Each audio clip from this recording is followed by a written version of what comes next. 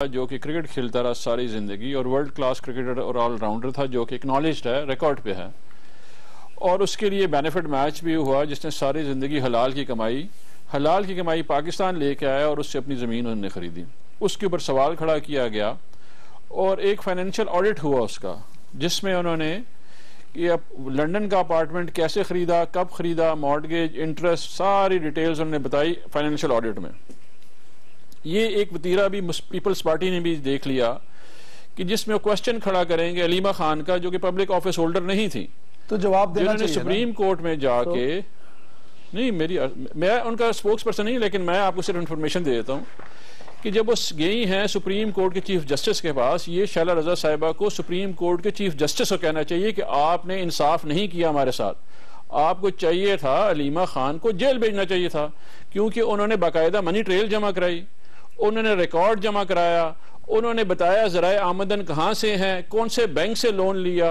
2007 में प्रॉपर्टी खरीदी गई और 2014 में वो बेची गई प्रॉपर्टी, वो कैसे मॉर्टगेज हुई, कहाँ से उन्होंने इनकम ली और कहाँ पे उन्होंने खर्चा। हाँ, गलती उनकी क्या थी?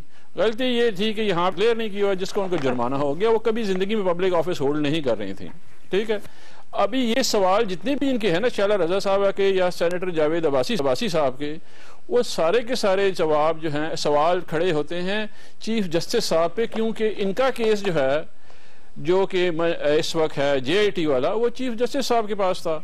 अच्छा, इसी तरह जो कि हनीफ अब्बासी साहब के लीडर हैं, जावेद अब्बासी साहब के लीडर हैं, उनके केसेस भी चीफ जस्टिस साहब ने सुने और उसके बाद रेफर कर दिया एहतसाब अदालत को। अभी मैं तो कल से कह रहा हूं, मैं दुआ गो हूं कि जी शैला रजा साहबा की पार्टी जो है वो ये सबूत लेके आ जाए, JIT में जो नहीं दे सके हैं सबूत, और जो आगे ट्रायल होगा उसमें सबूत लेके आ जाएं।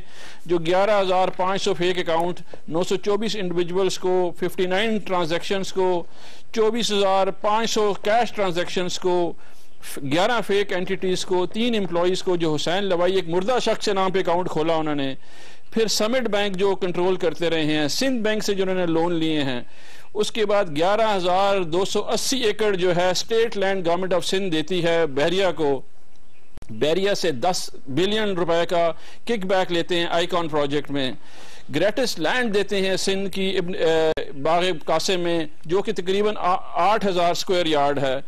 फिर उसके बाद जनाब जरदारी साहब का, जो कि वो कहते हैं मिस्योर है या फिजियोथेरेपिस्ट है, वो 8.3 बिलियन का किक बैक लेते हैं 147 ट्रांजैक्शन में।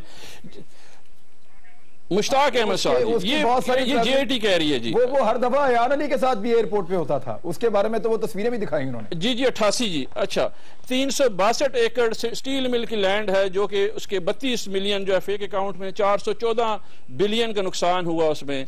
19 गवर्नमेंट कॉन्ट्रैक्टर से 1 अरब 32 करोड़ रुपए का जो है किकबैक लिया गया।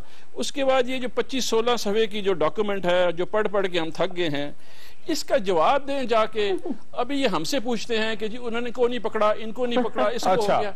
ये जवाब नहीं है। ठीक है, मेरे सवालों का जवाब मैं दूंगा। मेरी अर्ज सुने इमरान भाई जी, मैं इसको क्लैरिफाई कर दूं। एक कैबिनेट नहीं, अगर पूरी की पूरी पार्टी भी जाती है, एहतसाब सबका होगा, अक्रॉस दी बोर्ड होगा। ये मुल्क बगैर इस करप्शन के लेवल पे नहीं चल सकता। मुझे कल बड़ा दुख था इन लोगों के लिए कि ये वो भुट्टो साहब की पार्टी है। मुझे यकीन है आज वो कब्र में तड़प रहे होंगे।